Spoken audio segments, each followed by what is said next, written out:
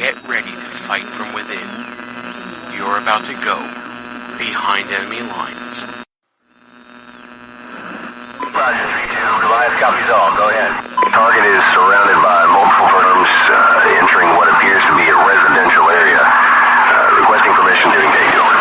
From the People's Republic of New York City, you're now going behind enemy lines with Gene Baradelli and Russ Gallo.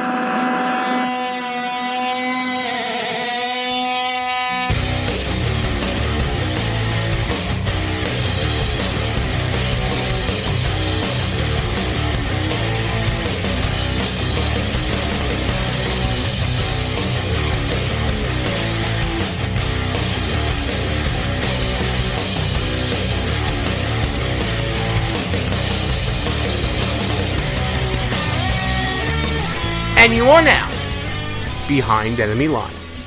Hey there, how you doing, America? Gene Baradelli here with you. So happy you could be with us this week. Whether you're listening to us at www.behindenemylinesradio.us, or if you're checking us out on your AM radio dial, your FM radio dial, your internet radio dial, thanks for tuning in.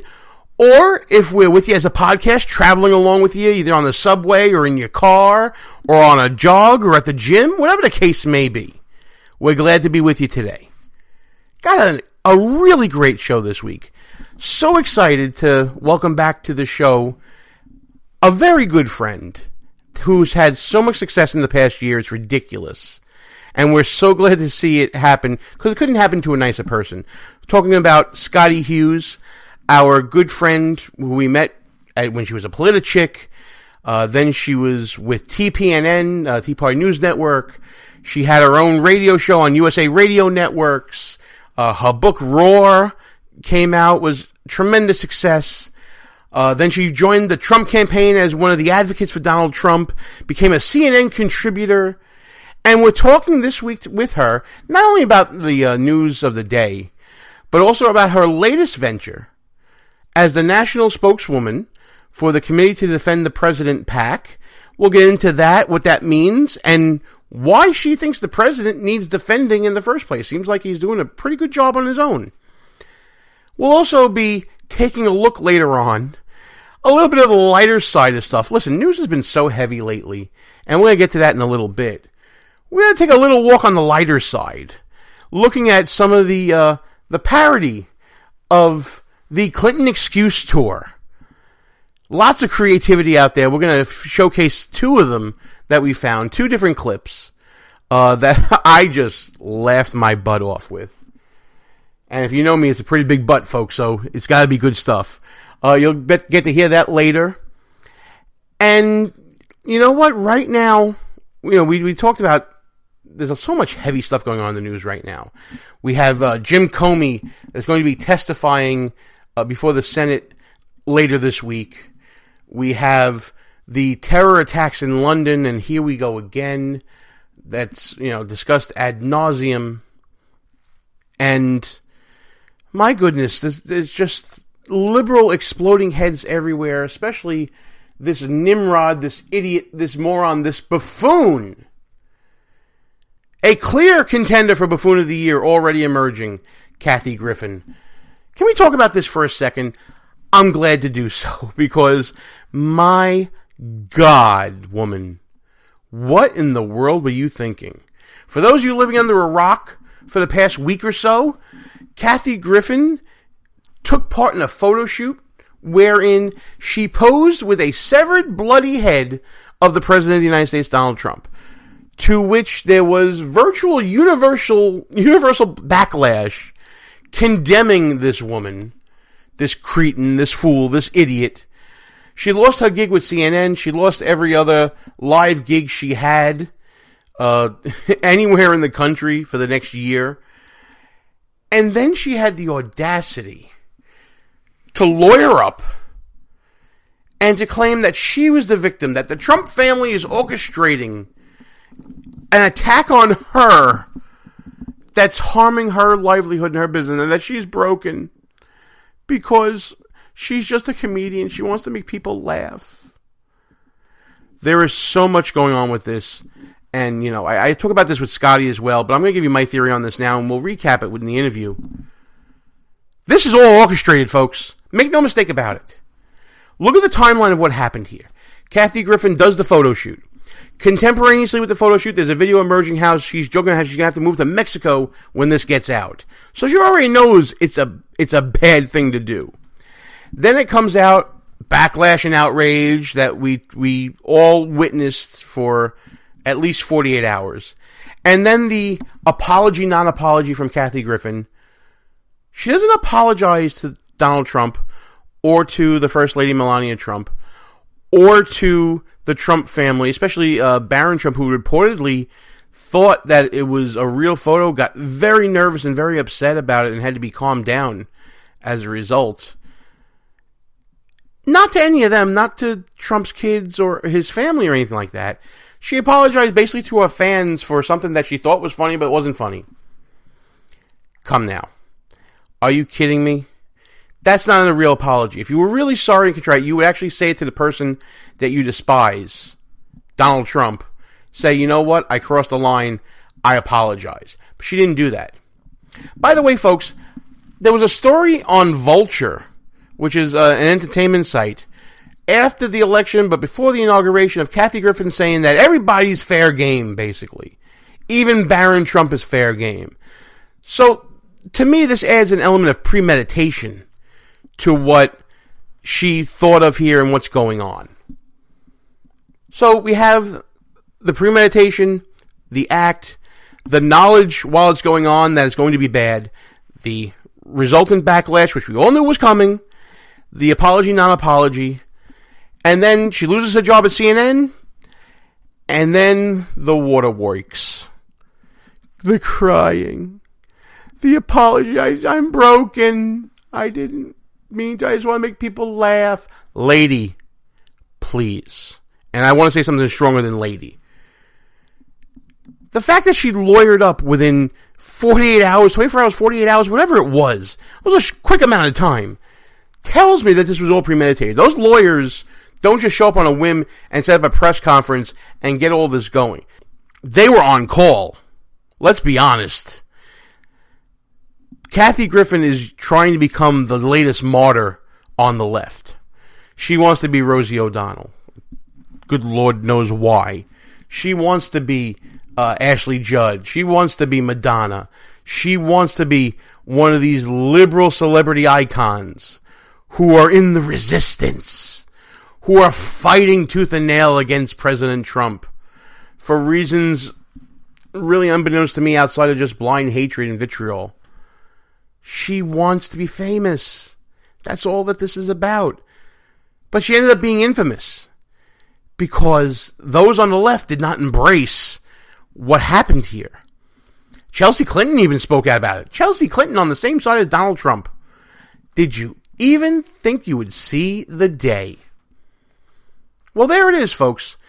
Our nation has been unified by Kathy Griffin. Thank you very much, you freaking moron. But that wasn't the only celebrity downfall or slip up or, pre-orchestrated whatever. Bill Maher got caught using a bad word on his show in his interview with Ben Sass, using the N-word in reference to himself, calling himself a phrase I'm not going to repeat on air, but you can go find it somewhere online, I'm sure. And HBO was not firing him. Reverend Al's going nuts.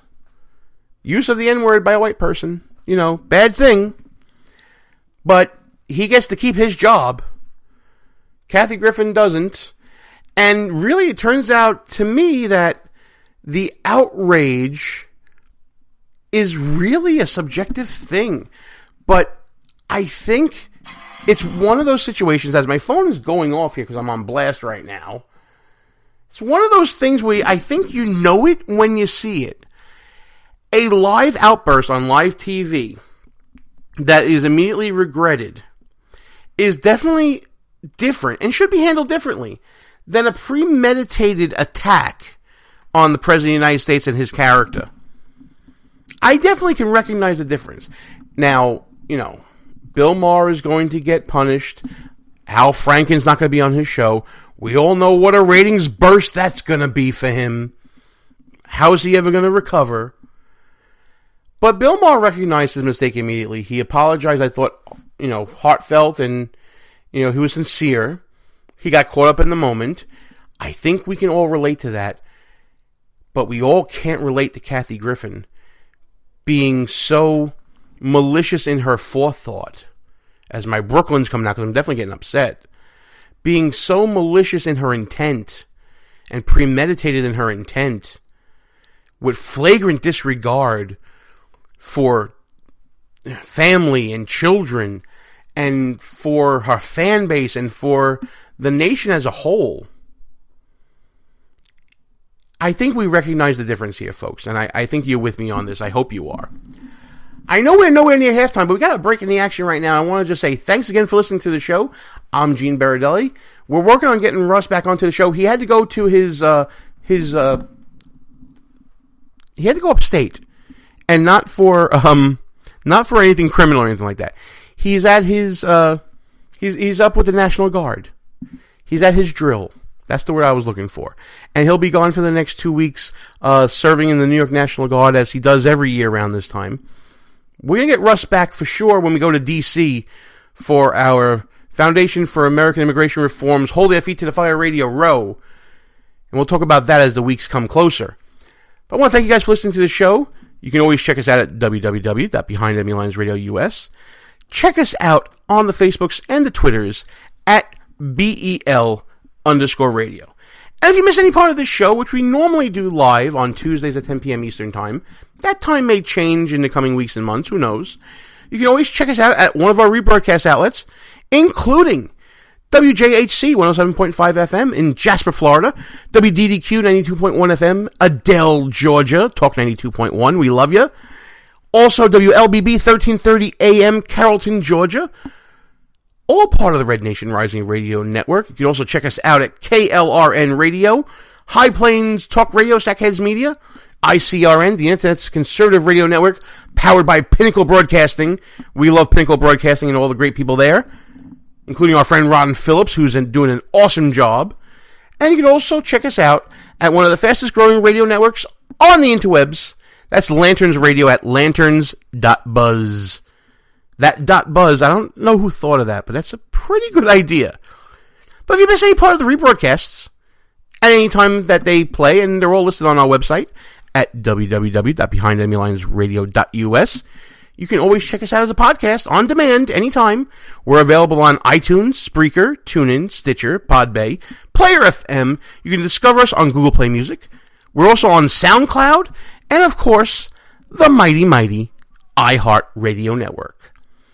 Let's shift gears a little bit. We have to talk about this terror attack again in London. You've been hearing about it for days now, and you're going to be hearing about it for a while. I don't know what part of this people aren't getting. I don't understand how the cycle continues on. It's the same thing that happened in Manchester, folks.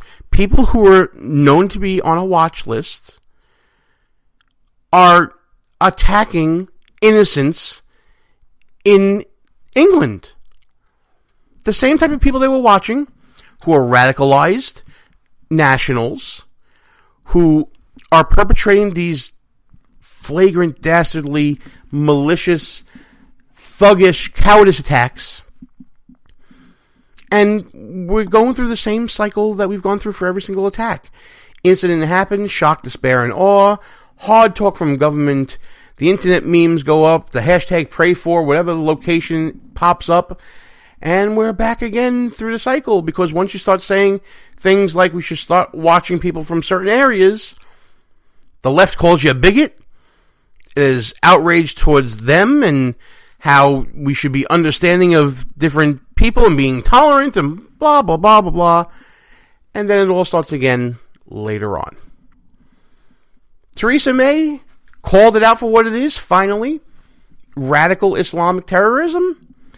But it seems like the mayor of London, Sadiq Khan, is just not getting it.